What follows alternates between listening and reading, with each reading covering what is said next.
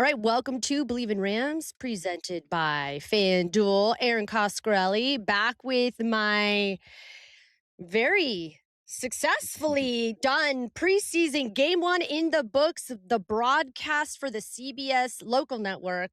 Rob Havenstein, Super Bowl champion tackle. You crushed that Oh, thank you. preseason game one. It was so good with you, Jordan, and JB. I had to tell everybody. I was like, I felt so you were so great. How did it feel for you?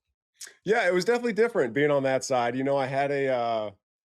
Just a strange feeling, because we're at the team hotel and we get on the team bus and we go to the stadium and we go through the same entrance and we're walking down the tunnel and then all of a sudden I went past the locker room Mm, and it was everything in my body was like turn left, go to the locker room, turn. What are you doing? You missed it, and it was just such a different mhm. experience of man. That was my first real opening of like, oh, I am retired. We're on Wow. to the next chapter of things. So like that was a funny feeling for me for sure to be there in the building, knowing that there's a game today, and then I was going to be up in the TV booth. But I was so blessed to have such professionals like JB. With and Jordan with her first time, she's awesome. She's amazing. Just a wealth of knowledge, just to be able to kick I things off, and just makes it so easy to talk to her, and like she knows her stuff, and so it's amazing to talk ball with. But being there for, I guess, in LA since 2016, you didn't really have a true understanding of how good JB was, because and then like to stand alongside him, you're like, man, that is impressive that he yeah. just rattles it off. He's a true professional about his business, and a much deeper appreciation for what the Mhm. TV broadcasters have done for sure. Yeah, there is so much prep that goes into it. Those play-by-play Oh, experts, crazy. they know they have to know everything. It's almost Hmm. like you're listening to a radio broadcast, but then you have the pressure of being on camera and doing it's being a traffic cop, it's knowing every single situation, and JB is truly one of the best to do it. But I thought all three of you guys really brought us together. I was watching and just hearing.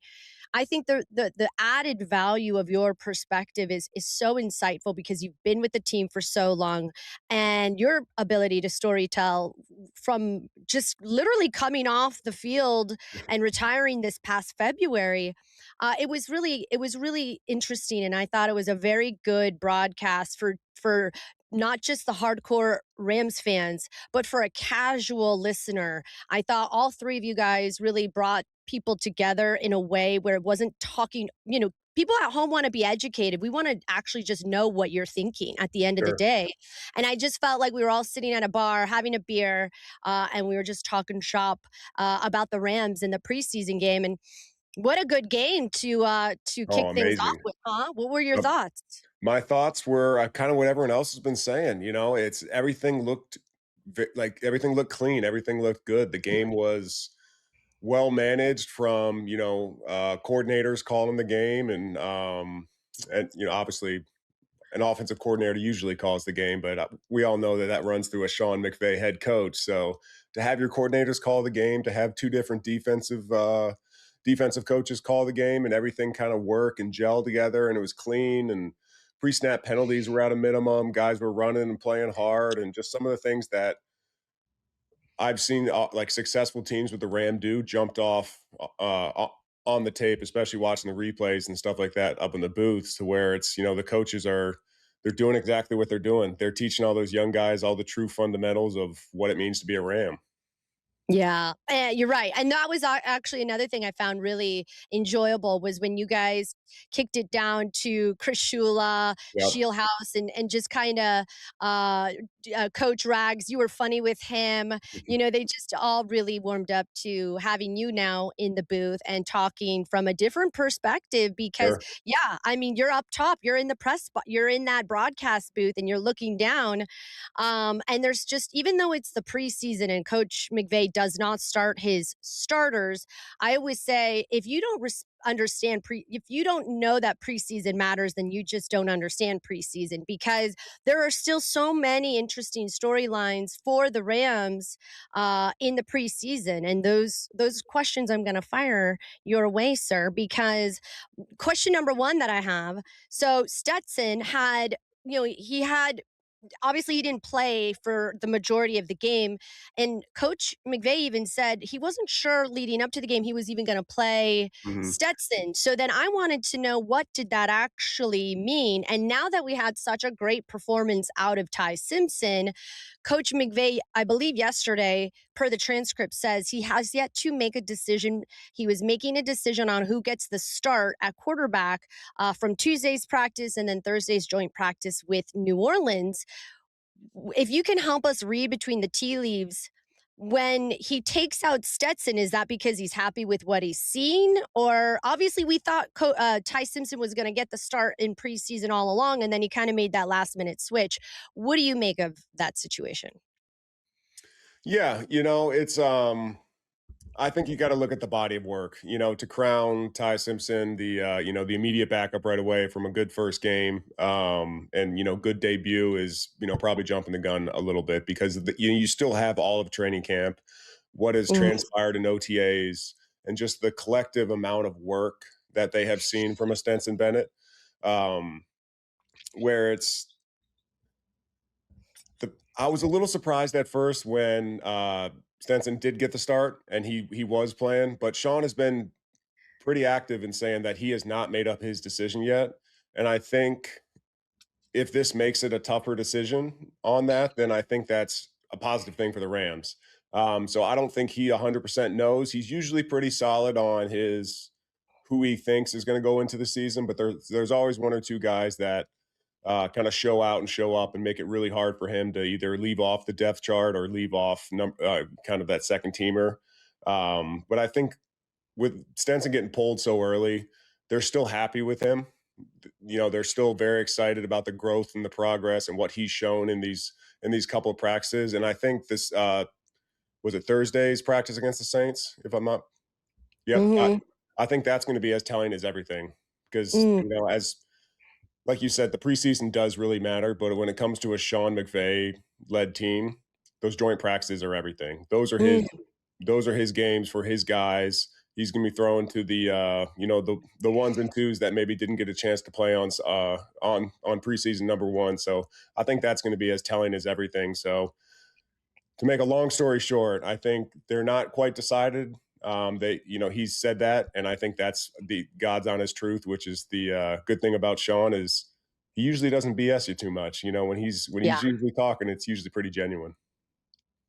Yeah, absolutely. So, we're talking about Stetson Bennett and Ty Simpson and who would be the clear cut number two heading into the season. And then, even if you do have a clear cut number two, you technically almost have two rookies, because I know Stetson's been on the team for 3 years.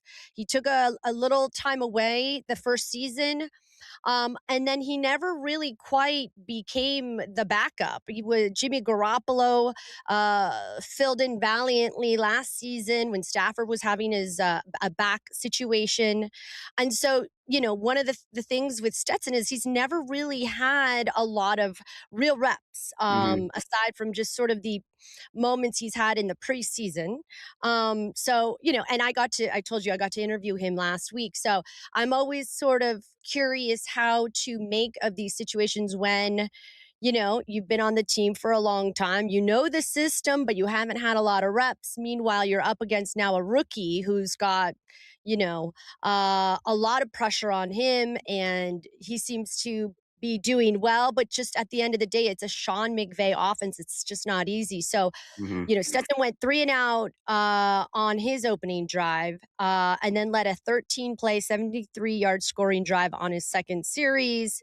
Then he completed four of his five next passes. And then really you saw a lot of Ty Simpson, and the reaction on social was everyone seemed to think he did really well. What was your assessment at the end of the day with Ty? Yeah, I thought Ty did a great job. I thought the game plan going in to kind of get him into the game was really smart. They took him on a lot of boots. a lot of movements, kind of get him running away from the defense rather than have to sit in the pocket and maybe feel some pressure versus some, second and third string offensive linemen that are out there, fighting for a Mhm. job somewhere in the NFL. But, and I just have to say, being an offensive lineman, I thought the offensive line played wonderful too. I mean, they were stout all day, pass protection, got some great movement in the run game. And I think that is a key contributor to Ty later in the game, running the Mm, 2 minute drive, going down in the third quarter on that score and drive to Connors, I believe. I mean, he had all day to throw. He could sit there and work through a progression without having immediate pressure in his face. And I think that security blanket around him really allowed Ty to play quarterback, to really go through his progression mm. and hit the open man and not just his favorite receiver that, has had his back, whether it's Max Klare or CJ Daniels or somebody. It's, he was able to kind of work through and spread the ball around because he's was reading the defense. He had time to do it, reset, find number Mhm. two. That's not there. Where's number three? Check it down. Ball moves forward. Another chance to go. So I thought he did a great job just playing the position of quarterback. And of course, we all know, Aaron, that doesn't happen without great offensive line play. Yeah, absolutely. Well, we'll get into that in a moment because a couple of things transpired. Tross leaving the game early. I have an update on his situation, but yeah, that's interesting to hear you say that, Rob, because basically what I'm hearing and Coach McVay after the game in his press conference did talk about how he was pleased with seeing the quarterback go through his progressions, and perhaps protecting him in a way, like you said, with those plays to give him some time so that he's not shell shocked by the Mhm. speed of the NFL, maturity as Yep. opposed to coming from college, even though he went to Alabama. It's just different.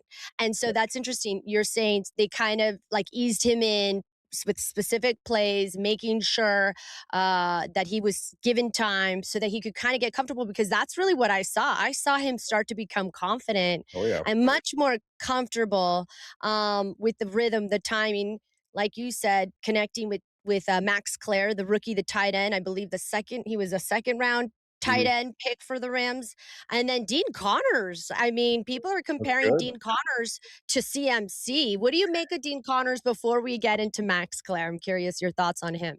I thought he maximized his opportunity. I mean, that's what the preseason is about. You want to. It's always those four or five guys that maybe are kind of on the bubble or surprises here and there that can truly make a as loaded of a roster that the Rams have. I mean, they got dogs all up and down the roster, but Mhm. if you go out and continue to put on a good performance in the game and just be steady and work on the techniques and that shows up in the game. I mean, I thought he did a phenomenal job. I was kind of making a joke on the broadcast where if you get same with Jarquez, if you get a running back without gloves on and he's just got the tape on the wrist, like that guy's that guy's got a little something to him because you're holding that ball and everyone's punching and there's face masks and stuff and your hands get bloody and whatnot. So I mean that's whether he just likes to feel better or is just going for pure intimidation, intimidated me, so it definitely worked. But I thought he did a great job. He was great in the screen game. That first touchdown he had, he cut right off of Dylan McMahon's block, really set that up, and with the contact balance you saw too, like there was a couple should have been TFLs. Guys running through, Mhm. get hit in the backfield, you fight forward, at least get back to the line of scrimmage. And that's such a big thing in the NFL, the ability to almost fall forward instead of it being second and 12, it's now, second and 9. And it's like it may not seem like a lot, but it's a big difference in how you can call a play or what kind of plays you can call. If you're in that kind of mid range and you get, it's second and 4 and you get hit 2 yards behind the line of scrimmage, can you still make it third and 4? Or do you go to third and 6 where defenses start running on a bunch of different packages and pass rushers? They can do all their fun, crazy stuff because they don't have to defend the run because it's 6 yards instead of 4. So I thought that contact balance from Mr. Connors was a wonderful thing to see because I love a back that falls forward. Well, and again, that it's like an embarrassment of riches because when you think about the running back room, remember they have Jarquez Hunter, Mhm. rookie last year, didn't get a lot of time. There are some talented backs that we know McVay is going to have a lot of fun with how he's going to dial up certain packages with Kyron, Blake Corum had himself a season last year. We don't really know what I mean, we just did an ALS running backs ice bucket challenge here, which was amazing. Jarquez Hunter is a large man. He is He's massive. he's a Yeah. cinder block. He is absolutely a Okay. cinder block. Okay. He's got no neck, just traps, and they go straight into biceps. I mean, he is huge, He's massive. massive. Yeah, he runs Yeah. hard. Yeah. So that's a great thing, especially for a 38-year-old quarterback that, Matthew Stafford coming off an MVP campaign may, want to find other ways. And that's not even including the tight end room. I mean, guys, seriously.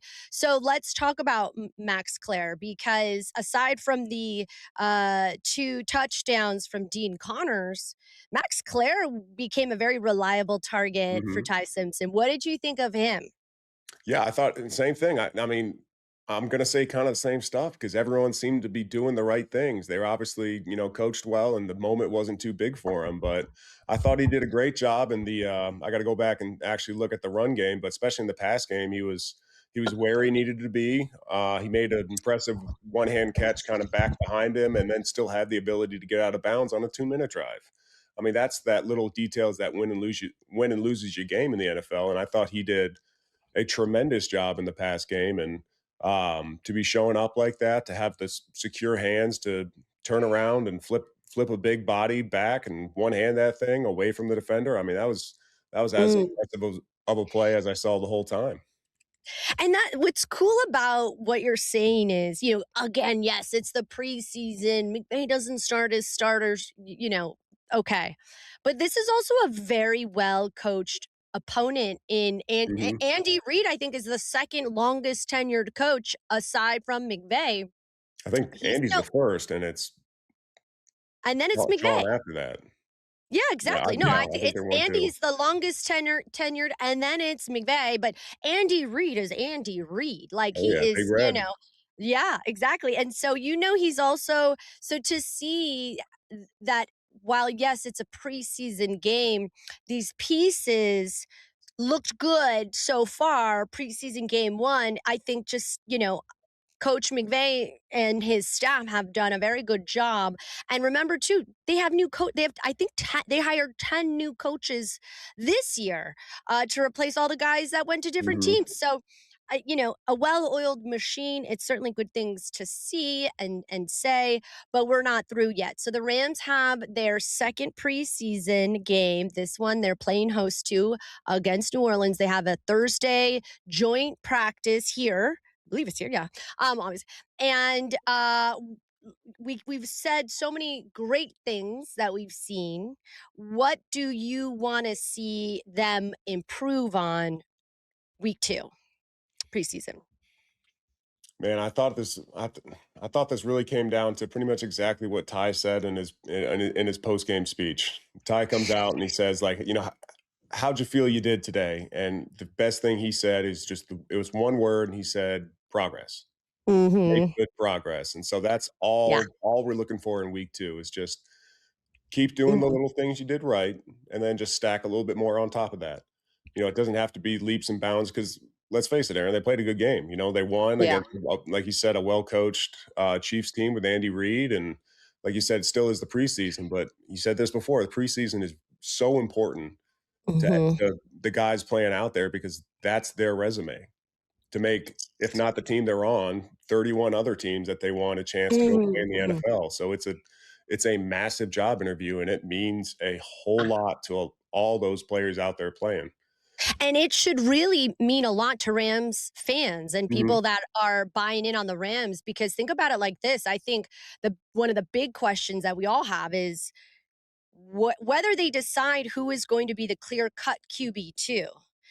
Does that QB2 then become trusted should anything happen to Matthew Stafford? mhm, These preseason games decide that if McVay feels comfortable, and we don't know, no one knows truly unless you're inside the Rams building. But would that be enough if we see progress, as you said, from both of those guys? Do you feel like the Rams organization is comfortable with one of those two to be the true backup should anything happen? It's a good question. I mean, that's kind of the question of QB2 right now. There's been a lot of Mhm. chatter online of does somebody get to QB2 and then, God forbid something happens, does Jimmy Garoppolo get a call right away or something like that, or another quarterback hanging out there? But I think if those guys keep stacking days the way they have, then me personally, I truly believe that yeah, they would have done enough to hopefully keep the ship afloat and keep it going the way Matthew would have it until he's, back. And obviously, this is a hypothetical injury that, we're all hoping and praying does not happen because we love Matthew Stafford. But to be QB2 and to keep stacking days and training camps and practices like that, I think they've will continue to do enough if everything keeps going the right way to be truly trusted on to handle that responsibility of being the quarterback. You never want to necessarily, but planning to have an insurance plan Hmm. is so important. And, we were fortunate Stafford was okay throughout the season, but a Jimmy Garoppolo who is available on the market at the moment, but we don't know week 3 in the event you need him if he's still going to be out there and available. That's the risk that the Rams are taking because their insurance policy right now is Stetson Bennett and Ty Simpson. Hmm. But you're really taking a gamble because they don't have a ton of NFL starting experience. So yes, so we that to me feels like the biggest storyline of the preseason. But the other storyline, and this is something you're obviously an expert in, is the offensive line. So Trost exited the game fairly early, Yep. dealing with that hamstring injury. Um, On field goal. Yeah. on field Field goal, goal. Shush. Blake Hans ended up replacing him at right tackle. Yep. Um, It's looking like it's gonna be a few weeks. Coach McVay said him and wide receiver Mario Williams. So, in your estimation, that was someone I think that the Rams were really kind of relying on. But do you have any insight in terms of depth at offensive tack at the left side of the offensive line, and how are you feeling with the O line in terms of depth as we speak? Yeah. It's obviously that's a big hit with Keegan, especially him, with his debut and, he gets, nicked up on O linemen don't usually get hamstrings. John Daly said it best, you can't pull fat. So it's hamstrings don't usually happen, but it stinks that it was on a field goal rep. Um, but in terms of overall depth, they are a little thin, especially going into preseason 2 and preseason 3. I think they had Blasky, who I actually got a chance to sit down with on the way over to the game and have a nice little conversation. He played center last year for North Carolina, and so he's played a little bit of all of it. So he's not really a true tackle, but he went out there and did great.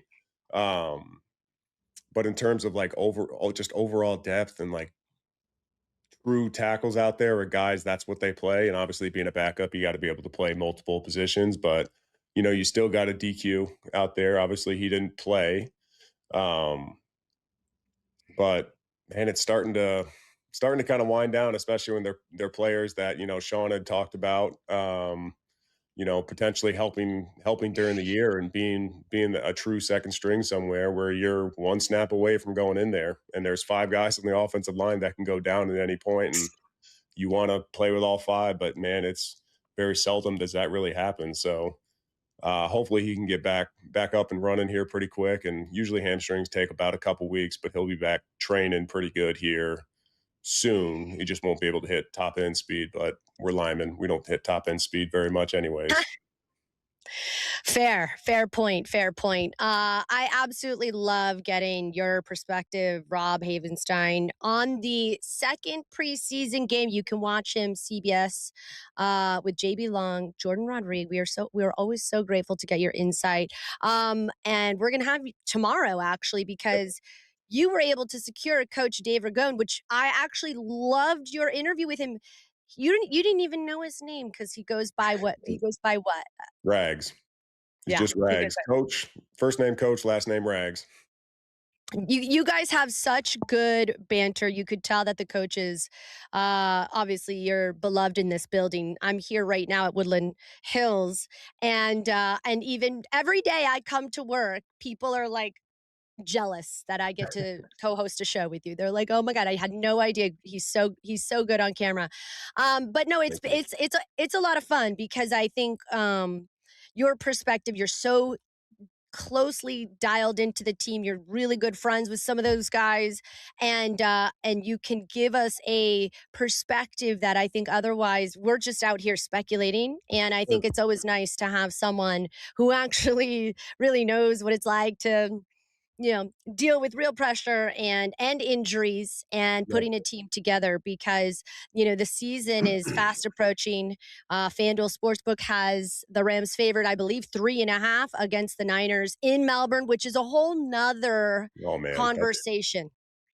that could be Yeah. 3 conversations. That could be Yeah. hours. I mean, this what's happening, the travel, the logistics, getting over there. I mean, it's a long flight, Aaron. It is a long flight. Yeah. Yeah. And I was someone was mentioning, do they work out when it's like a 15, 17 hour around that time direct flight? Do players like do they need to do like do they need to bring some weights on the plane and go work out a little bit? I mean, that'll be interesting, right? I mean, there's Yeah. probably going to be an actual strategy Oh, during yeah. that flight. Yeah. No, I guarantee Reggie Scott has got everyone dialed up, and whenever they let the team know on the what to expect for that week as the season draws near, it's such a hard conversation to have right now because not everyone on the team is going to make that 53-man roster, and so it's like, how early do you get it to guys? Do you want to get it to them a week early, or do you just say, hey, listen, everyone's got a chance. This is what Yeah. we're doing if you happen to be on the team. Um, but yeah, no, there's 100% a plan in place. They have been researching it as soon as they found out they were going to Australia, and they were trying to find the best advantage possible to handle this flight, Mhm. whether it's bringing Mhm. weights or bands or not sleeping or sleeping the whole time or Mhm. whatever it happens to be. They're going to have a plan and they believe in it. Whether or not it works or not, we'll see it. We'll see in September. Yeah. Go back and listen to our Reggie Scott interview. Reggie Scott is arguably, and I have heard this from outside sources, the best in the business when it comes to sports science, performance. I mean, what is his title? Because we know he talks to McVay like every single day. He's the one that sort of tells McVay. I believe we spoke about it last year when they were about to play Chicago, and that cold weathered game. He's like, "Oh, Reggie's going to put me in something that I'm going to be." Okay Hmm. with, comfortable with. So we know Reggie's got them all dialed in. And the plan, whether or not the Rams go the day before, 2 days before, we don't know. And it makes a lot of sense. And I respect that. Coach may want to have the idea of knowing who's going to be on that team before he announces it to media. So Yeah, we'll with see. all of that, yeah, all right, listen, I'm going to see you tomorrow. Thanks again for getting Coach Dave Ragone, the quarterbacks coach. You guys, that's going to be a really good conversation because, he's done a phenomenal job, clearly, by what we saw in Kansas City. He's done a great job at bringing together two quarterbacks who we will, I guess, maybe we can ask him who he thinks. I'm not sure he's going to tell us, I but guarantee you, he won't tell you. amazing. Rob, you're the best. I will see you tomorrow. That is a wrap for us. Believe in Rams for Rob Havenstein. I'm Erin Coscarelli. Thanks, guys.